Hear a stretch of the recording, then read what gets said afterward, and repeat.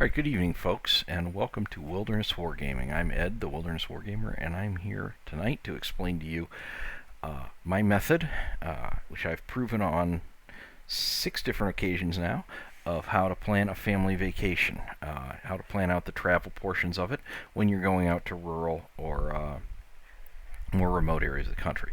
Now, if you're going to someplace like Disney World or New York City or whatever, I mean, you do your thing, and you probably don't need this method, but this method is great if you want to go explore national parks, national forests, take the kids out camping in places that are pretty far from your house. We live way down here in the southern tippy tip of Texas in McAllen area, and everywhere in the country is far for us, so we have to drive a long way to get there. So what I'm going to do is take you through the method that I developed 6 years ago when we took our first long vacation as a family to Yellowstone National Park, and how this method can benefit you and make things a little bit easier and avoid any pitfalls or wasted money or difficulties if you get there on the wrong night for your reservation. We're going to show you how to avoid all of that.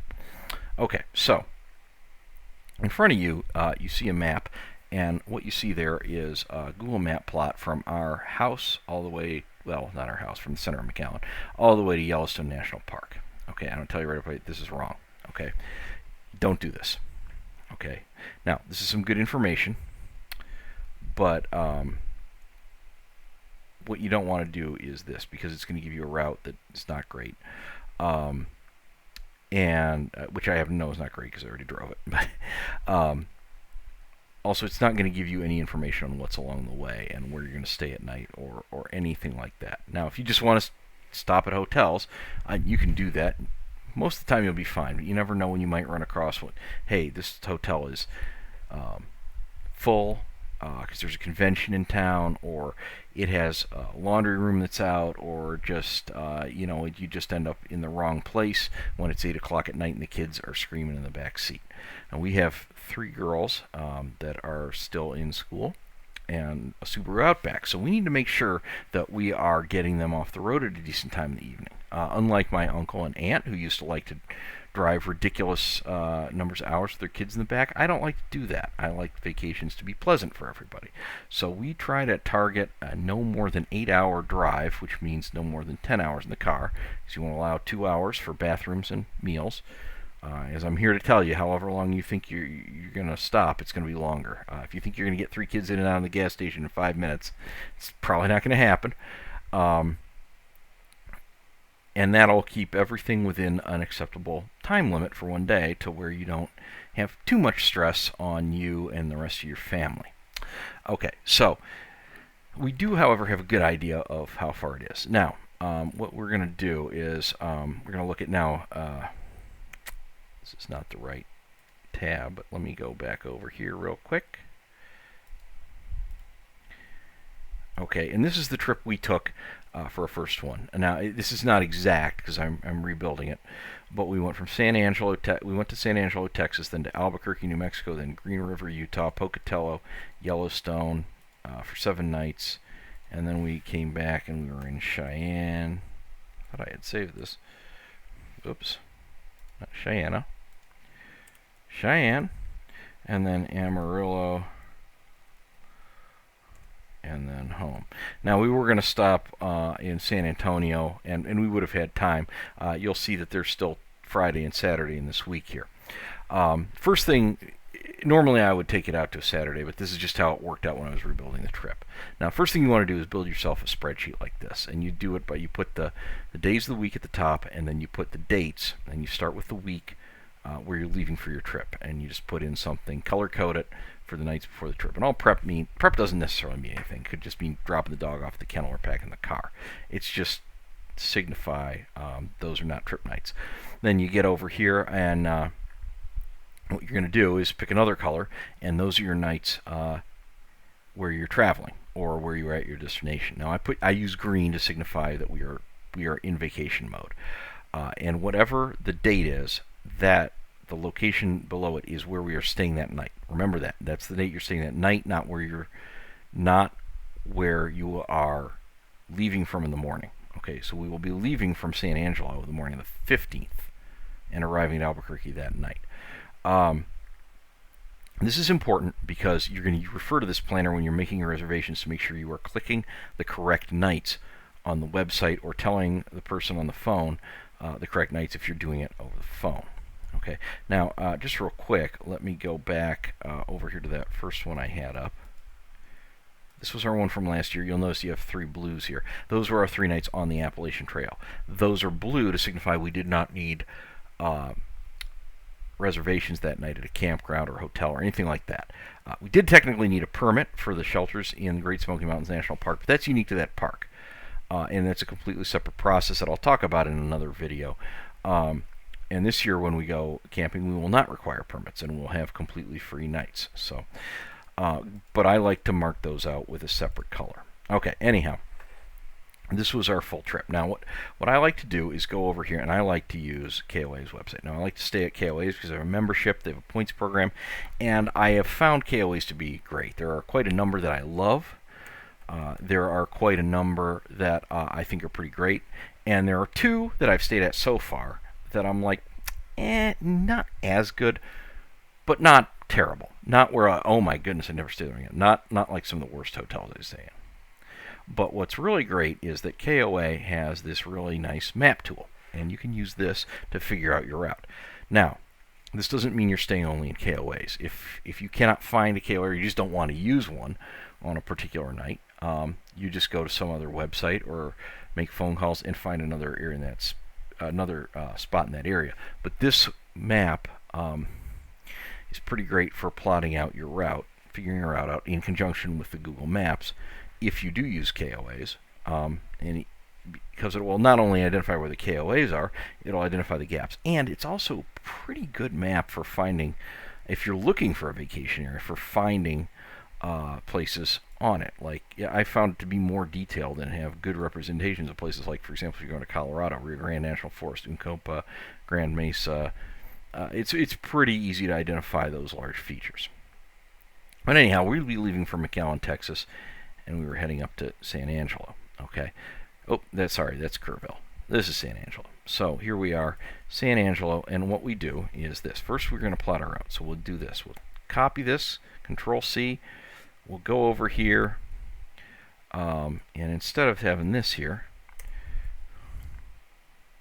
we'll put that in. We'll search it. Okay. Now let's do one. I already know what the next one is. But what you're going to do is look for the next one. You're going to look for ones that you think are probably, for a normal travel day, 6 to 8 hours of additional travel time. Okay? And we'll copy that. Now we'll go back over here. Okay, it's plotted this out. So our first day, plotted out. Okay, check it out. 6 hours and 58 minutes. So 7 hours. And like I said, my daily goal was 8 hours of driving or less in order to keep it under about 10 hours in the car. So that's acceptable. Okay, so when we're going to add our next destination, and that's going to be Bernalillo Campground. And incidentally, if you go through Albuquerque, I recommend Bernalillo over the one in downtown. Uh-oh. What happened? Oh, we missed a digit. Yeah, copy paste it correctly. Okay. Put that back in, search it. Okay, and then while that's doing, I'm just going to do this. I'm going to skip ahead a little bit so that we can not take too long. But the next place we stayed was Green River, and I did the same thing. I looked for a spot along the route we wanted to take. And I picked this route. I didn't pick the route that paralleled the ideal distance route in Google Maps. Now, I happen to know that in terms of actual time, these two routes work out within an hour of each other either way, in theory. But also, this route was much more beautiful because we went up through northwestern New Mexico, southwest Colorado, eastern Utah into Idaho and Wyoming. The route back, that we did take that route on the way back, the one you saw earlier. And we went down to Cheyenne, Wyoming, right about here, and then down here to Amarillo and home, and we just didn't see as much great terrain on the way back. But we did get to see things we didn't see on the way up, so no loss. Anyhow, so we put in Green River. Okay. And that'll get us up there. Now, notice we're up to 21 hours now. Now, like I said, these are our campgrounds. So we're going to look at here. Okay, 6 hours and 42 minutes here on the left. That was our time to San Angelo. 7 hours 55 minutes. So just under the 8 hour mark to to Albuquerque. We're being pretty efficient. 6.5 hours to Green River. Not so bad. Just with 3 kids, we're already in the car on our 3rd day by that time. And the way we really did that was like our 5th, but that's another story for another time. But if you're doing it this way, that kids have already been in the car 3 days, crammed in the back seat of the Outback. Now, next one up, we went up here to Pocatello, Idaho. Now that one in Green River, that was a very quiet, relaxing little spot that I happen to like. We've stayed there one more time after that on a different trip, and I really love it. And I love this one in Pocatello too. We haven't been back, but I would love to. Beautiful campground with big, big trees. Okay. And we'll put that up there. And then last, we'll just put in... Now, in reality, we stayed 3 nights at this campground and then 4 nights in Yellowstone National Park. But we stayed at the West Yellowstone one. There we go. Okay, so now we have our route up. And we would do the same thing on the way back. Now, I am going to call your attention to a few things here. Now, on the way back, like I said, we went to Cheyenne, Wyoming, which is right in here at this junction. And then, it's not quite popping up. We'll zoom in a little more. Come on, Wyoming. And then we went down here to Amarillo. And because you're on the interstate most of the way, you can do that in one 8-hour day. And then we went from Amarillo home. And we were supposed to stop at San Antonio, like I said, but we didn't. And that was a long haul. That was a 12-hour drive, and it was brutal. And it's a great illustration of why you shouldn't do that with the kids. If you're ever driving in this area around... Now, Cheyenne... If we come back over here to the KOAs, you're going to notice no longer has a KOA. And you will find that KOAs come and go from the franchise. We've seen some new ones added at various times. For example, when we started taking vacations, this one down here in Texas, closest to our house actually, Cotulla, was not a KOA. It did not exist. On the other hand, another spot we like, Durango, Colorado, this pocket here used to have 3. There were 2 in Durango. Both pretty nice, and one that we never stayed at, but over here in Cortez. Now, that doesn't mean the campgrounds are gone. It just means they're not KOAs anymore. But if you know they're there, you can look at see if they're still there under another brand or independent, and look for them. Another one that same thing that's gone that we used in the past, but I would call and see if they're still there. Cedar City, Utah. Okay, so you got to be cognizant of that. Now, another thing to look at as you're plotting out your route is what's the terrain like. Up from our house to San Antonio is pretty empty, but there's towns and gas stations along the way, not a big deal. Same thing up to San Angelo here. But then once you start getting to West Texas, it gets real empty. Now, then you're in Roswell, New Mexico. It's not so bad. A lot less empty. And then we're up here into Albuquerque, of course, major city. But we're going through more rural areas up here. Now, this area in the middle of New Mexico from... this little junction here is called Vaughn, up here to the highway, and this section between Roswell and Vaughn, those are empty. So, if your car is not in great shape, maybe have some maintenance done before you leave. If your spare tire is not in good shape, have it replaced, have it filled. You want to have it in areas like that, and you want to check the map for things like that, for areas where if you have car trouble, it's going to be a problem. Because even if you do get help out there, it's going to be a few hours while they run and get gas or get a tow truck to you. And it's potentially very, very hot out there in the summer. Make sure you have water with you when you're driving through these areas, just in case. Also, make sure you fill up with gas when you have these. Never go below half a tank if you can help it. I try, that's my goal, is always stay above half a tank. You can also, and this is another reason why it's good to take maybe a more scenic route, discover new places you want to go in the future. On this trip, we passed through Moab, Utah, right before Green River, and I didn't know how great Moab, Utah was. So we took another vacation a few years later and went to Moab, and that was pretty awesome. Okay, anyhow, once we've got this all plotted out, let's go back to our KOA map here. Okay, now we know what our route is. So now what we are going to do is this. We're going to check, and we're going to do this with each one in turn. Okay, we will click on the, not always click in Kerrville, San Angelo, reserve now. Okay, now this is we are not going to make the reservation. Okay, what we're going to do is refer to our trip planner. The night we're going to be there is the 14th. Okay, the night above it. So we're going to go back here. Verify that. You want to verify it on every one so you don't screw up. And we're going to go, whoops, make sure you're on the right month. Do not accidentally reserve it in the current month rather than the month of your trip. The 14th. And then it'll automatically, once you have the input, it'll take you to the month on the out date. The 15th. 2 adults, 3 children, no pets, automobile, and we want to stay in a cabin. What do we got? So San Angelo has the camping cabin. Sleeps up to 6 people. Perfect. 1 bunk bed, two full beds. I think it was actually ended up being the other way around. It's more like 2 bunk beds and 1 full. But either way, they do have a TV. You can get linens. You have to pay for them. No pets, no kitchen, no bathroom. But there's also a mini fridge in there, which I know because I've been in there. And there is air conditioning. And there's a clean bathroom right across the way, and there's all kind of great stuff like a swimming pool, playground for the kids. $100 a night. Compared to a hotel, for 3 people, not really that bad. Now, keep in mind, we have a 5-person family. So places like this camping cabin, we're too large. You might find 5-person models. That'll look like the 4-person, but they'll have an extra bunk crammed in there above the double. Now, this is what's called a deluxe cabin here, and this is more like a hotel room or a hotel suite. You're going to have bedrooms. There's an actual bathroom in there, and suppose the one you have to walk to. A kitchenette. It's going to have carpeting, actual furniture. It's not a cabin. It's more like a house. They usually have a loft. You can see the loft at the top. That's usually where the kids sleep. That's some of the sleeping. Just watch it. If you're grown, don't bump your head.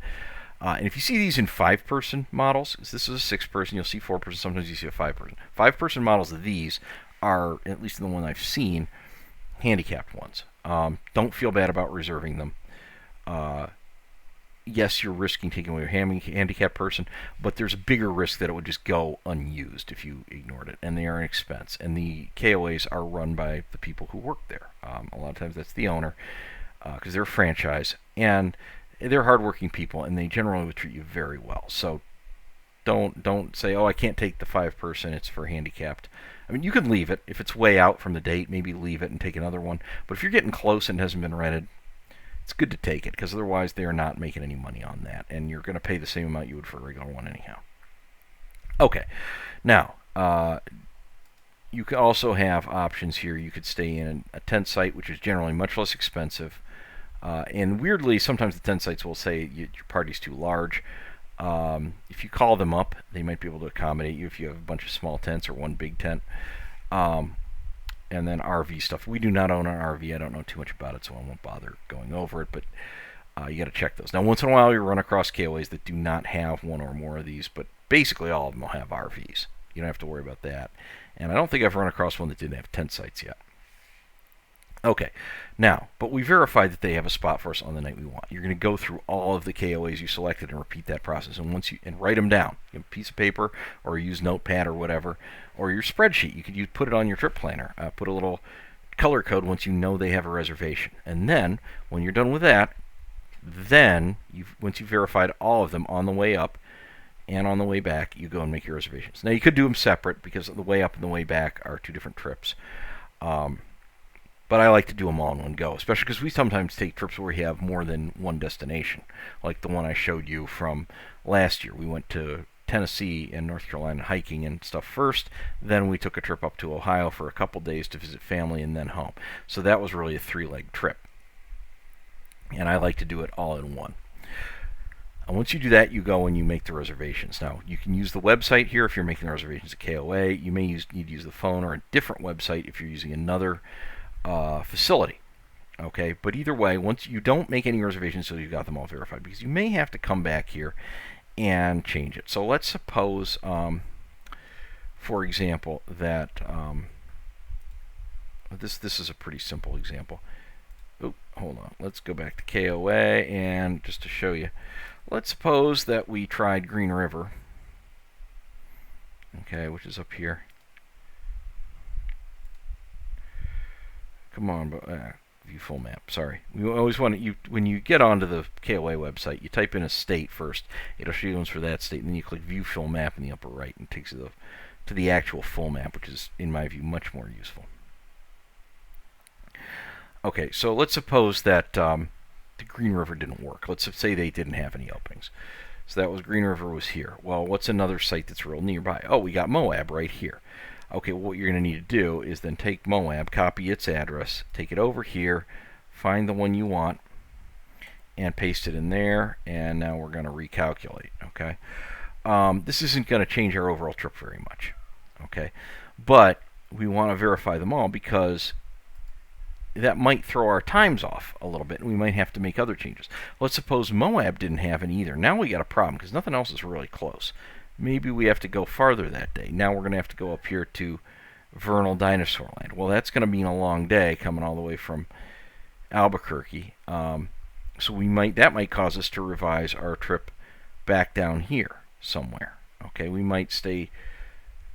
Maybe we may have to adjust things elsewhere. So that's why you don't, because you could end up revising your entire route. A couple years ago, 2 years ago, when we went up here to Mount Rushmore in South Dakota, there's a ton of KOAs right around there.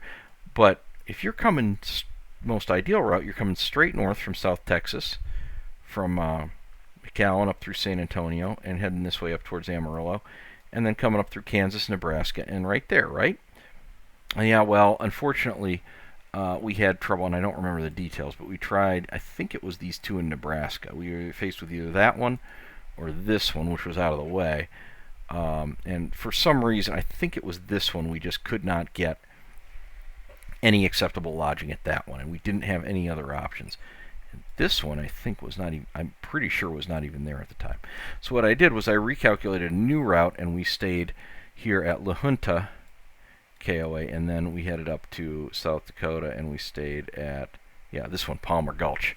This one, by the way, is a fun one. If you go up here to South Dakota, that's a great spot to stay. They have a lot there. Okay, but we'll talk about that another time, go over different kinds of KOA and what they have there, and things you can find to do with kids when you're out there in the boondocks. Okay. But you're going to repeat that process all the way up. That's why you verify them all. You verify them all. You make all your route revisions. Once you have your route locked in and you know that all the places you're going to stay have reservations on the night you are going to stay there, and make sure, if you're not sure, go back and check.